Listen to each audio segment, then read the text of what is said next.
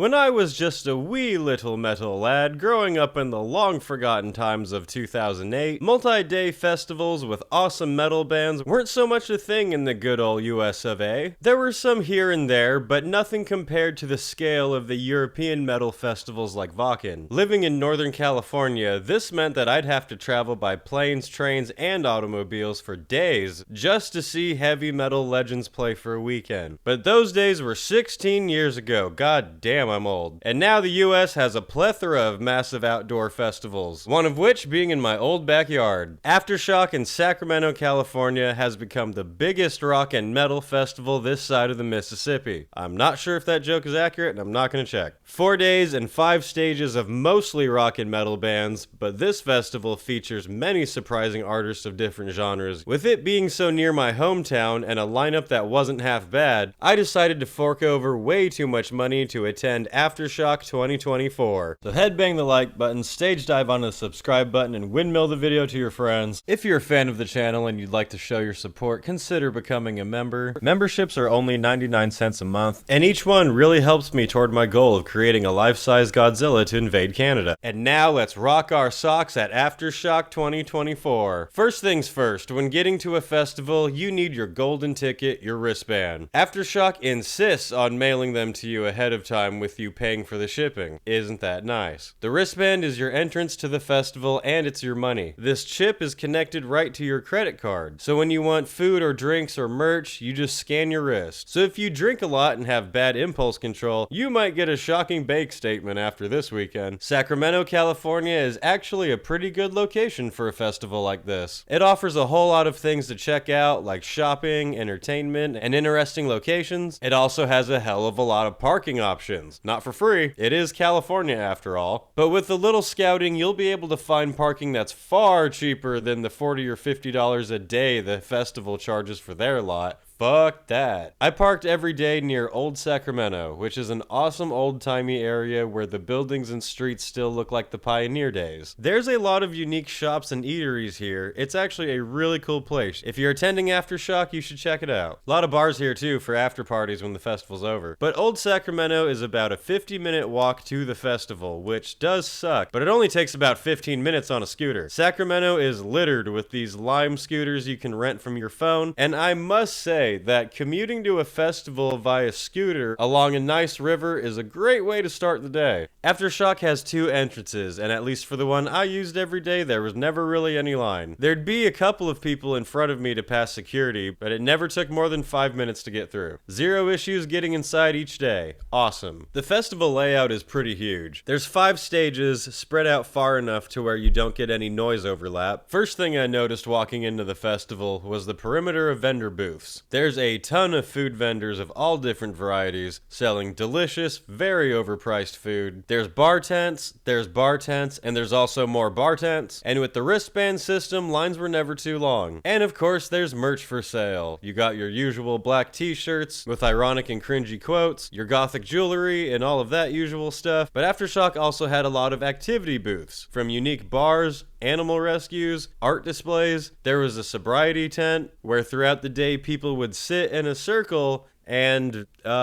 talk about their feelings, I guess, while bands were playing. There were also booths for both the United States Army and the United States Marines. And I found it really funny that someone could get absolutely shit-faced here, get in the pit for Pantera, and then sign up to join World War III. Shit, now that I think about it, probably not a bad idea to recruit where both Slayer and Pantera are playing. Well played. Which brings me to something I really enjoyed about Aftershock: the irony. The variety here of different lifestyles and politics range all over the place. In the very same day I'd see Ministry perform songs about toxic men and white trash, I'd also see Pantera. That was funny. One day, a band called Moonshine Bandits played, who were this straight-up honky-tonk country rock group, and then just 2 hours after them, I was watching a band called Zulu, a hardcore activist band who between songs would yell, "We're here for the liberation of all marginalized people! Motherfuck the police!" And not far from where they were playing was a booth to join the army. Throughout the weekend, I saw a handful of Trump hats in the crowd, and I also saw a handful of shirts about trans rights. There was the sobriety tent, and that happened to be downwind from where Cypress Hill was playing.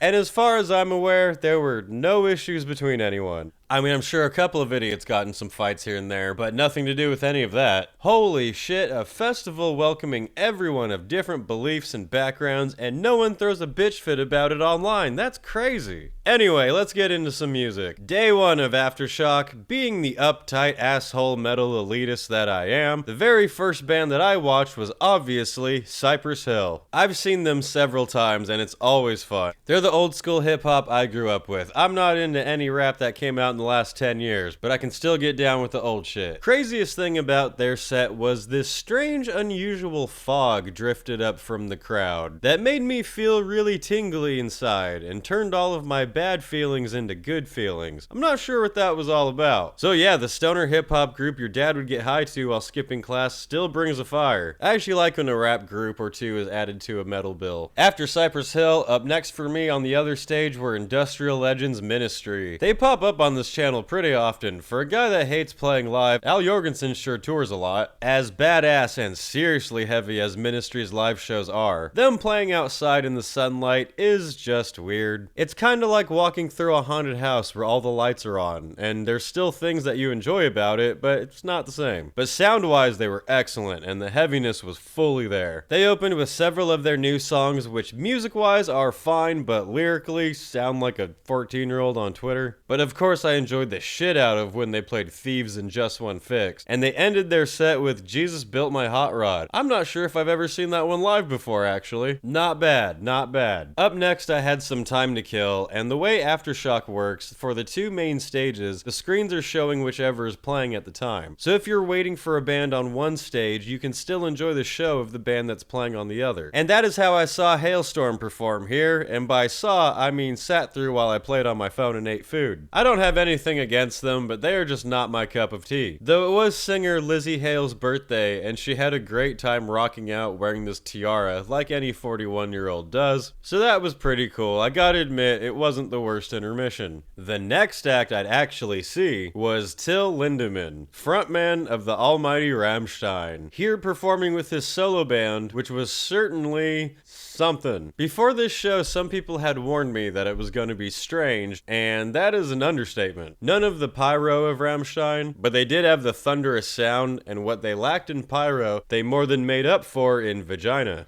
This was definitely the most X-rated show I've seen live, not just because of the pole dancing keyboardist, which was cool, but because, and I'm not exaggerating, and I obviously can't show it here on YouTube, so you'll just have to take my word for it, they kept flashing pussies on the screen. Not hot chicks dancing naked. I mean, open vaginas. Not all of them pleasant either. Some of them look like when you scroll too far on Pornhub and it just starts getting gross. Some of them you could smell. And I swear, I am not making this part up. I am not exaggerating here. This really happened. During the chorus of one of the songs, the vagina on the screen was queefing. Yes, literally. Full on just...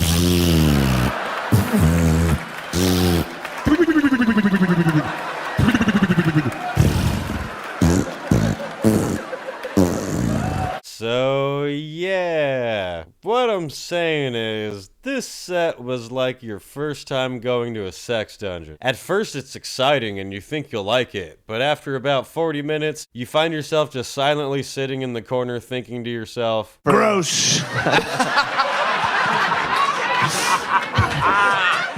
Ew! Yeah, Till Lindemann's solo band was definitely a thing that I saw. After that weird German experiment, I needed something toned down, something calm and normal to wash those images out of my head. So I went over to see the perfect easy listening band for that, the Insane Clown Posse. That is a name I never thought I would say on this channel, and now wait, hang on, don't click out of the video just yet. I'm no fan of ICP, I am definitely not a juggalo, you take those words out your mouth. But when presented with the opportunity, I thought it would be hilarious to watch a song or two. Like Steve Irwin creeping up on a pack of dangerous animals in clown paint. And after about 2 songs of that, I did find myself saying, Alright, I think I got it, I'm good. At least they weren't queefing. Anyway, I ended up wandering over to see the most popular Pantera tribute band of all time. I've always found Pantera to be pretty mid, so this tribute act didn't tickle my fancy as much as it did other people, but I must say that they sounded very good here. I did not get any impression that they were half-assing it. They were totally ripping those songs. Even from way back where I was, it sounded good. I watched most of their set from the back here till I went over to the main stage to wait for Slayer. That's when they started playing Walk, and I did just realize that while they were playing Walk, I was walking over to the Slayer stage, haha. And while that may be the most overrated song of all time, it was pretty cool to hear the crowds from both stages screaming it live. And it is not lost on me that so many people here are absolutely losing their shit over getting to see Pantera and then immediately seeing Slayer. I respect that. Phil Anselmo even got his crowd to chant Slayer repeatedly toward the end of their set. So for that, I'll give them a little bit of respect. Now on to the headliner of the first night of Aftershock, the one, the only Slayer. Wait, sorry, I mispronounced it. What I meant to say was Slayer!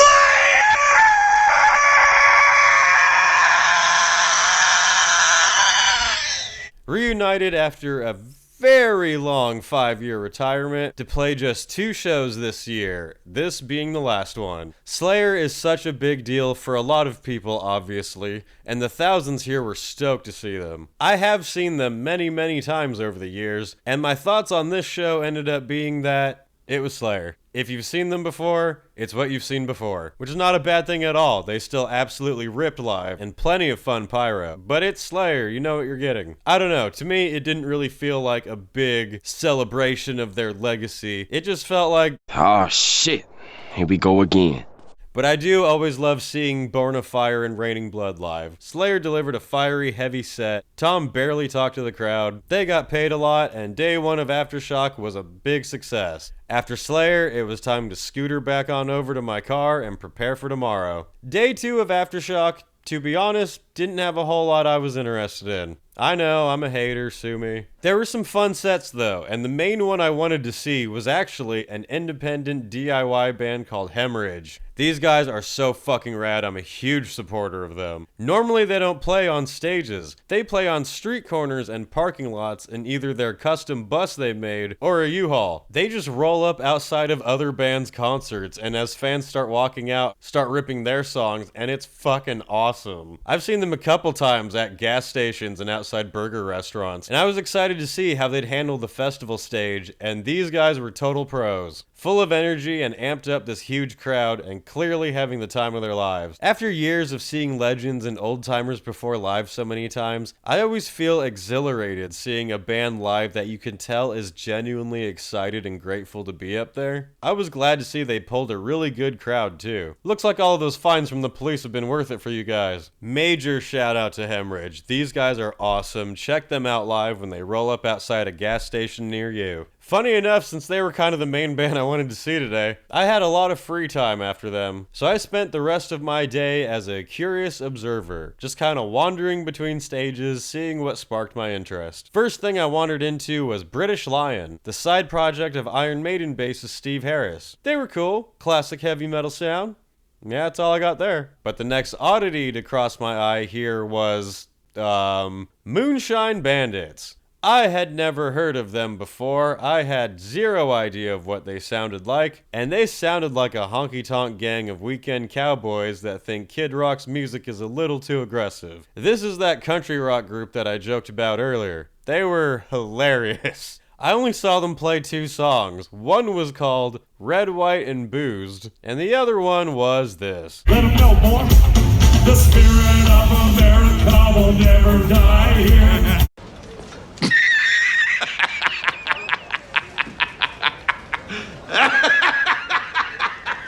I'm sorry guys, I don't mean to laugh at you, but I am. That was hilarious. Stereotypes are fun. Anyway, right after them was something completely different, and I mean completely. Hardcore slam dudes Zulu, who I thought were pretty cooloo. That was dumb. They're the activist band that I mentioned earlier as well. And that's what was funny to me. Going from straight up honky-tonk white rednecks going, "Yeehaw, America boy," followed immediately by all black young dudes slamming hardcore music, yelling, "Fuck the police, fuck the government, fight for the marginalized." I'm telling you, variety, folks, it's good for you. Anyway, aside from all that, Zulu were dope. The intensity of their music was most welcome. I like loud noises.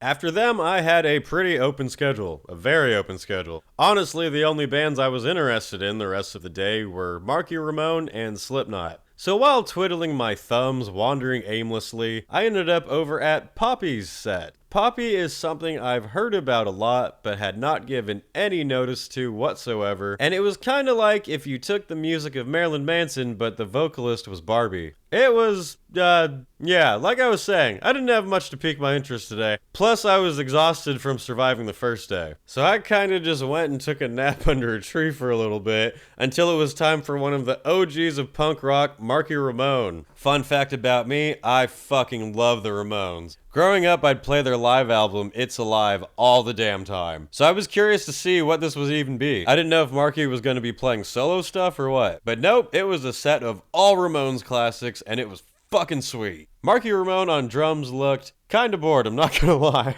But his band of friends, including Craig from Sick of It All on bass, were having fun ripping through the classics, and man, this show made me happy. I liked this one way more than I thought I would. Shit, I'd go see them again. Not only the Ramones classics, but they also played the song Ramones as an excellent tribute to both them and Lemmy. But after they blitzkrieg bopped their way out of there, I found myself in quite a pickle, because Slipknot was hours away still, and I was tired and I didn't want to wait. I'm impatient. So, much to the surprise of a lot of viewers here probably, I ended up deciding I was gonna head out early. I already saw Slipknot at Sick New World this year, and while I do enjoy them, I don't really care that much. Plus, the following day was the one I was really looking forward to. And once you're over 30 like me, you gotta pick and choose your battles. So yeah, that's a wrap on day 2 for me. Although I didn't see Slipknot, I did hear from several people the next day that the Slipknot pit was way crazier than the Slayer pit. So I guess the maggots still got it. Day 3 is the day I was most looking forward to, as it was to be legendary in heavy metal history. Tonight would see Judas Priest take the stage, followed immediately, and I mean immediately, by Iron Maiden. 2 of the biggest bands in all of metal, back to back. Has this ever happened before? People used to say all the time they should tour together. I think this is a first, since like 1983. And that wasn't even all of it for the day. The first band I saw today was Clutch. Awesome, groovy rock and roll. I love this band. Great for daytime chilling at a festival or long drives through the desert. They're just badass, old school rock and roll, like a cowboy found an electric guitar. Then after Clutch, it was time to get our steps in and stretch those necks with the band that got me into metal back when I was 13 years old, Anthrax. I've seen Anthrax so many times. They were my first metal concert.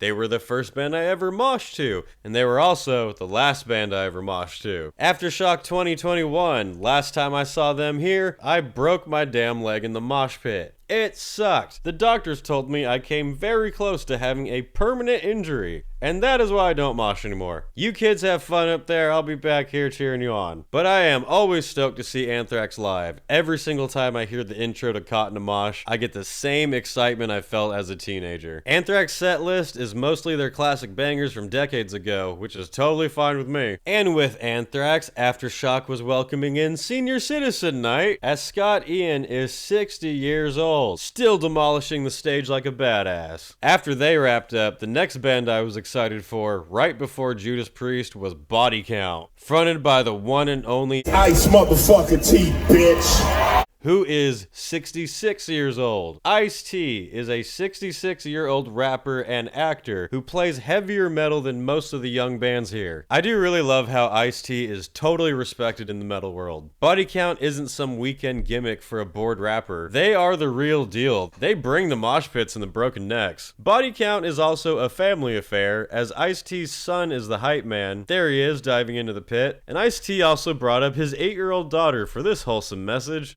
Now, I want you to listen, because this is what I taught my daughter. If a kid ever bullies you, make sure you make eye contact with them. Turn around real slow and say, talk shit. Get shot! It was really funny to me to have a hardcore band slamming the stage with an 8-year-old girl jumping up and down going, "Get shot!" Funniness aside, Body Count fucking killed it. They had a crazy crowd. And right when they ended, we all turned around and walked just a minute to the next stage for Judas fucking Priest. The last time I saw Judas Priest was in 2011 at Wacken. This was my first time with the newer lineup of younger replacements. And man, it was awesome. Rob Halford, now 73 years old, still up there like the god that he is, still cooler than you'll ever be. You became boring at 23 years old. Look at Grandpa Halford up there still killing it. The set list was mostly classic old school Priest songs that everyone loves that they wrote back in 1973, holy shit. And they did throw in a couple songs from the new Invincible Shield. It was fantastic to see them again. During the set, I just kept thinking to myself, fuck, I love Priest. Although I do gotta say that while I loved the set, they are definitely past their prime. I first saw Priest live in 2008 and for years after that, and they were perfection. This time around, I could tell that Halford had to try a little bit harder and held the mic out to the crowd a little bit more often. Not complaining, just noticed. That said, Rob is still a metal god and is still up there giving it his all. 73 years old. Most people his age are dead, and there he is still screaming Painkiller. Endless respect, sir. The Priests wrapped up their set with Living After Midnight, and I rocked my way over to the other stage for Iron fucking Maiden. During this very brief waiting period, my brain was stuck on a loop of my teenage self just going, holy shit, Priest and Maiden back to back, how is this happening? When the lights went down, the intro kicked on, and Maiden came running out onto the stage. Iron Maiden were excellent, of course, it's Iron fucking Maiden. And Bruce Dickinson, at 66 years old, can still outperform most modern frontmen. I told you, senior citizen night at Aftershock, these grandpas will kick your ass. Iron Maiden's sound was excellent, even during the songs that I didn't know. I was still mesmerized. By songs I didn't know, I mean that they played mostly new shit. Not only that, but they omitted a lot of classic songs. Still an awesome show, just can't say that it was my favorite time I've seen them. But it was still definitely one to remember as a celebration of British heavy metal. At the beginning of their set, Bruce was talking to the crowd and he goes, Aftershock, Rob Halford, Judas Priest, that was fucking awesome! Historical. Maiden brought the big show, the eddies, the explosions, and were the best way to wrap up day 3. Day 4, one more. I gotta say, I think 4-day festivals are the perfect length. 3 days is just too short. On the 3rd day, you're still so excited, but it's so bittersweet because you know it's about to end. 4 days is just enough to where on the last day, I'm like, alright, I'm on my last stand. I can survive this day, but then I want to sleep for a week and not talk to anyone. First band of this day for me was Ginger, who I had never gotten to see live before. Something had always came up, but I finally got to see them here, and dude, I loved them. They were fucking great. I dig their music, but I'm not as crazy of a fan as many people are, but seeing them live was very impressive. Vocalist Tatiana commanded the stage with a strong, skillful presence. She really radiated power up there, and commanded the crowd and her various vocals with ease. She's the type of vocalist that makes me want to work harder. It was sick, seriously, go see them live. After Ginger, I had a little bit of time to kill before more awesome bands. I ended up wandering over to take a peek at Eagles of Death Metal on the main stage, who it turns out aren't death metal at all. What is the deal? But more metal was quickly on its way with Fear Factory taking to the stage. As usual, they totally killed it. Thankfully, the overpass over the stage didn't collapse during their set. The crowd was very into them too. Headbanging, jumping, moshing, all around heavy as fuck set. Following their decibel destruction was Shadows Fall, who brought an equally heavy and crazy show. This was my second time seeing them, and it was awesome to see how much of a good time singer Brian Fair has up there. See, there he goes. The funniest part of their set though, so as you can see, this stage is directly below a freeway. I had been joking the whole time that someone should park their car up there and pretend like it was broken down and just watch the show for free. Well, during Shadows Fall, the crowd started to notice this highway patrol officer clearly watching the show. He was clearly filming with his phone, nodding and smiling, and a couple times he even threw the horns to the crowd. At one point his partner came out to watch, and they even took a selfie with the crowd in the background. That's gotta be the best day of work those cops ever had. Metal brings everyone together. Once the shadows fell, it was time for a band I was very curious to see. Every Twitter kid's favorite obsession, Falling in Reverse. This is a band I only got into this year, when I came across both the badass song Ronald and singer Ronnie Radke's hilarious Twitter page. In that time, I discovered that there's some songs I really dig from this band, and there's some songs that I really don't. For those that don't know, Falling in Reverse have done damn near every kind of music out there. That song Ronald I mentioned is a straight up heavy as fuck metal song. And then they have straight up rap songs that sound like Eminem. And then they did a country song. And their old stuff is emo. This place has got everything. It's like pouring quarters into a jukebox and pressing random. So I wanted to see how they would perform live. And I was curious how many people would be attending in the crowd, as I was assured by Twitter that only sad, hateful losers like this band. Well, there was a whole lot of them in the crowd. And I must say, Falling in Reverse were fucking awesome. They had a huge crowd singing along. They sounded excellent. And they had maybe the most pyro of the entire festival, which I appreciate. And Ronnie Radke was really funny and an engaging frontman. He was being silly, making jokes, hyping up the crowd, and of course talking some shit. I need to get this off my chest. These fucking old heads out there saying that my band doesn't fucking perform live. Do you see this fucking sweat on my fucking face, you motherfucker? So Eddie Trunk, Sebastian Bach, you can suck my fucking dick, motherfucker! Something else he did worth mentioning was he stopped the show some 3 times to make sure people in the crowd were okay. He would be in the middle of a rant and people in the crowd motioned something was wrong, and he stopped, pointed straight at them, kept saying to get help over there, made sure everyone was good before he continued. Okay, health issue. This is what I'm saying. Drink water! Stop doing drugs! Stop drinking at 9 a.m. You're gonna be in the sun.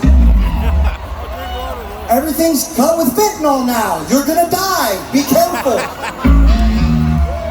What a toxic asshole. Jokes aside, this was one of the best shows I saw of the whole festival. Top 5 for sure. It was funny, they would play a song I would really like, and then they would play one of their old emo songs, and then I'd be like, alright, I'll wait. I'll check my phone. You guys have fun. But then they would play something really heavy and cool, and I would perk up. I gotta hand it to Ronnie and Falling in Reverse. They delivered a headline-worthy performance of everything that I want to see in a live show. Big stage show, entertaining and skilled frontman, band crushing it, having fun between songs, engaging with the crowd. All around, 2 thumbs up for this one. You can go ahead and call me a poser in the comments. And with the cult of Ronnie Radke waving adieu, I had one more full set left for Aftershock. The always fun as fuck Irish drunk punks, Flogging Molly. I thought they would be such a wonderful way to round out the festival, and I was correct. After 4 days of big-ass metal shows, especially this last one, I loved the idea of ending with a fun folk drunken dancing sing-along. Just like ending the final battle and then celebrating in the pub afterward. This also turned out to be the last date of Flogging Molly's tour, so they were in an extra festive mood as well. The singer was very jolly. When someone would crowd surf, he'd try to hand them a beer really quick. They were such a blast. The whole crowd was singing, dancing, jumping. Such a joyful performance. Flogging Molly are a great feel-good band, and for me were a great wrap on this festival. But when they did wrap up, that was the finale for me, but oh ho, don't leave yet. There is a funny post-credit scene, because they were not the last band of the festival. The last band of the festival was Motley Crue. Motley Crue is a band I make fun of a lot on this channel, and it is for that reason alone that I decided to watch 2 songs. The Things I Do for Comedy. Without the vocals, it sounded fine enough. Makes you wonder how much of it is actually live. And for the first song, Vince Neil was alright. But as he kept going, oh man, it was like watching a Biden speech. Started off fairly coherent, and then Gramps went downhill. Vince kinda sounded like if Mickey Mouse was gasping on helium. Shout at the Devil sounded like